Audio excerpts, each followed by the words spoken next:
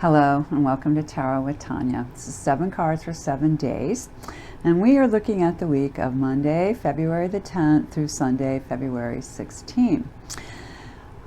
So I will talk about some of the astrological aspects, the moon, so forth this week, and then the cards. And I'm still using the Aquarian Tarot. This is our last week for that, because we'll be, well, yeah, we'll be on that cusp next weekend, so we'll see.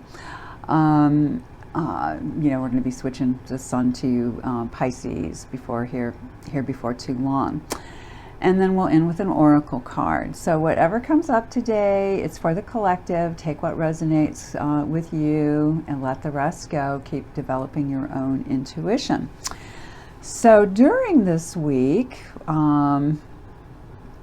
we have the full moon in Leo. We even begin our week with the moon in Leo. So that full moon is Wednesday morning at around 8 a.m. here in Central Time in the Midwest, in the States. And Leo is drama, creativity, romance, children, lots of fun stuff. Of course, it's fire and can get a little too fiery and a little too maybe performative or into the ego or whatever. But generally, it's very warm and welcoming and fun. So I do want to say there's just so much going on astrologically right now. I can't begin to cover it all in these short videos, but there are lots of great people out there who are doing that if you want more detail. But it's a pretty amazing time with things being shaken up, and we're going to have a little bit of that this week too with Uranus coming into play.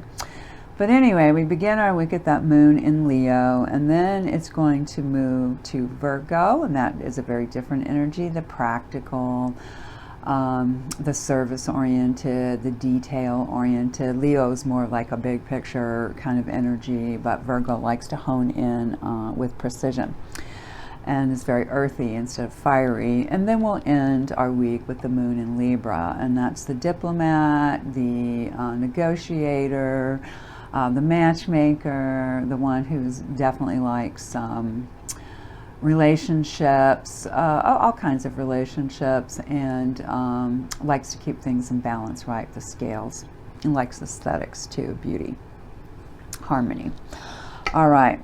So that's our moon stuff. And in terms of the planets, it's a Mercury-Uranus kind of week. We have on Monday, Mercury squaring Uranus. Mercury is the mind, it is communication, it is short distance travel, it's information flow, messengers, that sort of thing. And when you have Uranus is the higher mind, and it is in Gemini, or excuse me, it will be going to Gemini this week. It's still in Taurus, so it's not super comfortable in Taurus, and we've been living with this for like the last 7 years or so.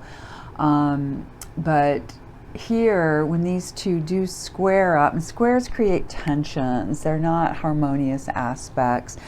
It could be arguments. It could be, my point of view is right.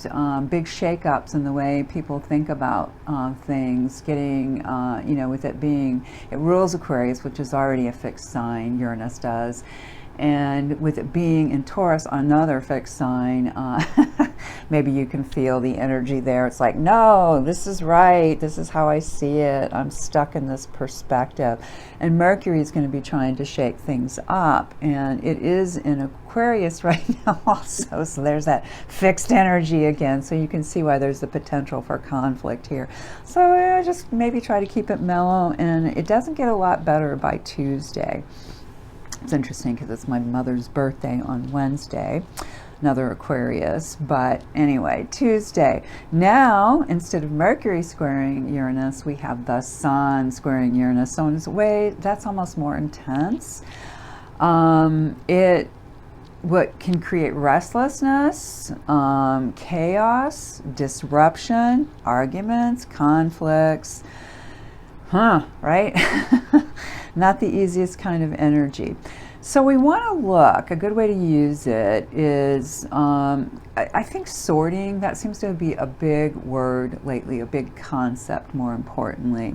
We want to look for what no longer works. That's where Uranus can be very helpful. In the square with Mercury, it can be about our thinking, and with the Sun about what is illuminated for us, where we put a lot of energy.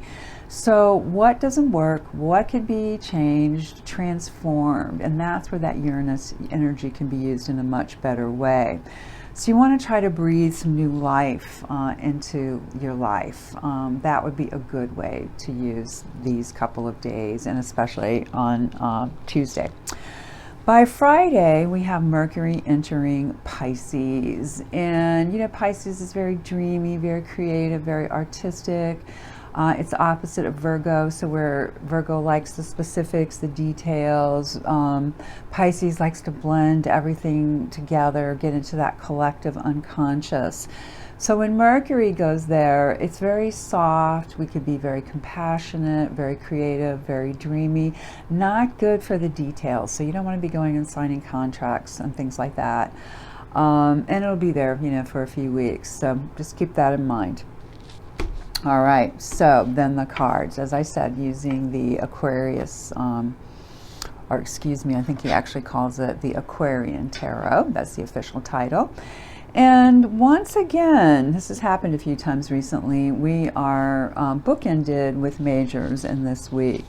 And they both happen to be ones too, so that's interesting to me. First is the 10, 1 in numerology, of the Wheel of Fortune. So, things go up, things come down, goes round and round. But, here you have a snake on each side of this, and, we're now into the year of the wood snake in the Chinese astrology system. And these don't look too threatening to me. I was reading recently, why is it that, snakes are considered, unfortunately, in a lot of the Western systems, mythologies, they're evil. But that's not true for a lot of world mythology that including Native American, they move with their bellies on the ground. So they're very close to the earth. They're earth messengers. And can have a lot of wisdom, and they transform because they can shed their skins. So that skin shedding to me seems very important. What can we, again, let go of this week? What's coming in that is better for us? So looking for positive change, letting anything negative go. And then on Tuesday, when we get that nice Sun square Uranus, we have the 5 of Pentacles. And it's kind of interesting because they're not snakes here, of course, but you get these two, I'm not sure what to call them, but these things that almost rise like the snakes do in the Wheel of Fortune, and they're holding or sort of framing this 5 of Pentacles energy.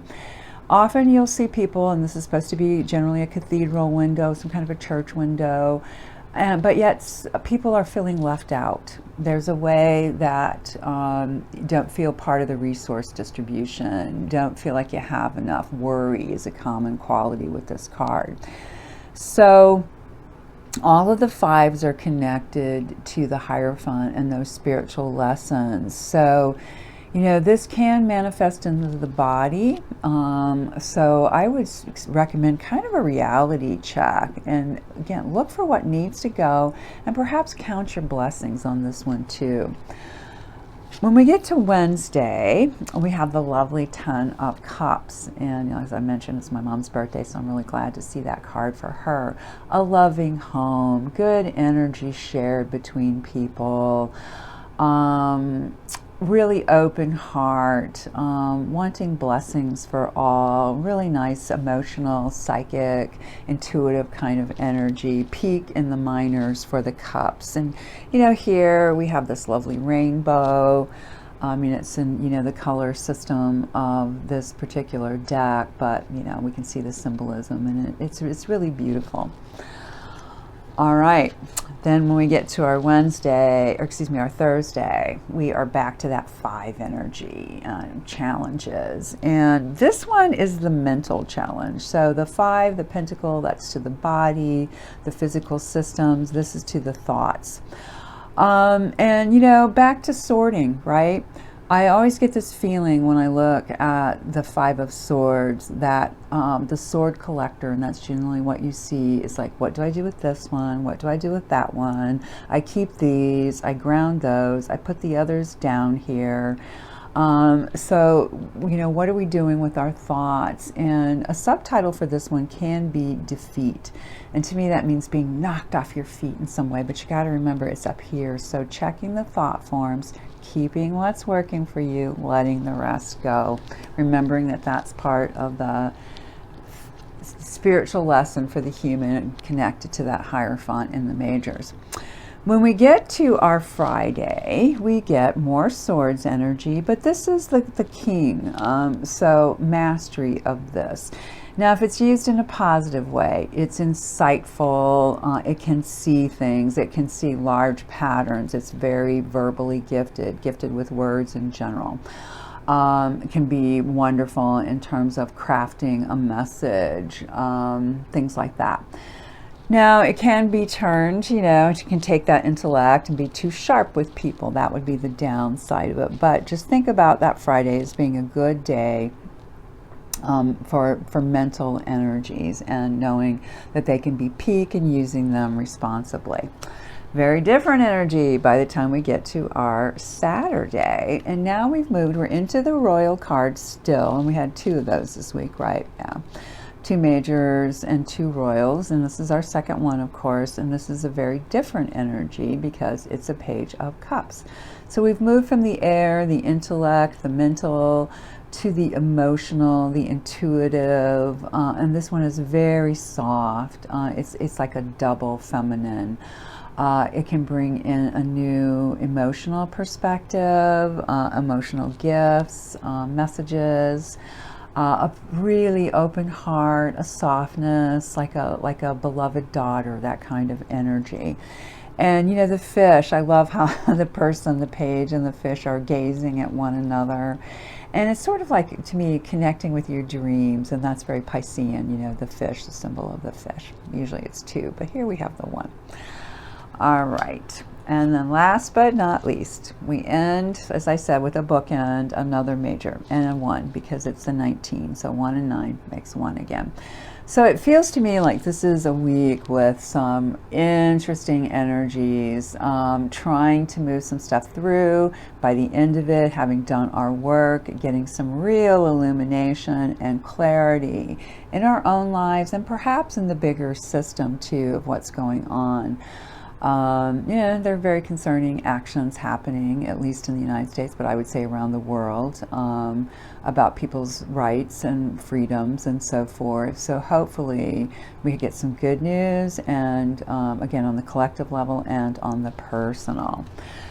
So we will finish with a Tree Keeper's Oracle card, and I just thought this was so appropriate. It always blows me away how, you know, I don't choose them. I shuffle and randomly choose them after I do the other cards to kind of complement that energy. What did we get? Keeper of Anger. I definitely connect that to the 5s, and it can be the King of Swords energy as well. But also to transformation, to the stuff happening, squaring between Uranus and the Sun this week, Mercury and Uranus, and you know, this is about a kind of righteous anger, so let me share what they say. Anger is a sacred fire denied to many of us. We're encouraged to be compliant and agreeable, even when it's not in our best interest. Fire is fuel for change. It's too little fire, and we risk becoming listless or depressed. Too much fire, and we risk our peace of mind being consumed by wrath or worse, bitterness. This invitation or excuse me, the invitation in this moment is to find the creative power in your anger. And again, I think that fits the astrology. I think it fits the cards this week. The question is, what change can you invite? What injustice can you transform into justice through letting anger have its voice? And that might be to a representative, to a senator, to an editorial page. It could be all kinds of things. Or, again, it could be in a personal relationship. It could be in your journal. When you allow sacred fire to have its space, you help the phoenix, that bird of transformation, right, reborn from the ashes. You help the phoenix usher what is no longer vital into the ashes in order to be reborn on the wings of new life. And I really feel like this card is, encouraging that. So, what do we do with the keeper of anger? How do we turn that into our sacred fire? That moon in Leo can really help this kind of moon in Leo. I had it right the first time. This week, that full moon can really help as well. And, I will say about that, the full moon is always going to be in opposition to where the sun is. So with it being in Aquarius, and that is the sign of the people, of humanity, of trying to do right by the large group collective, that, individual fire in Aries with this full moon can help, transform them. There's all kinds of stuff going on with Mars, Pluto, etc. Like I said, dig into some longer videos on that if you're curious. Anyway, beloveds, I am wishing you the best possible week. I am so grateful that you are here. Welcome, welcome, and thank you so much. Please consider sharing, liking, subscribing, and if you're interested in a personal reading, reach out with questions, or and I'd be happy to help. I'll see you again in 7 days.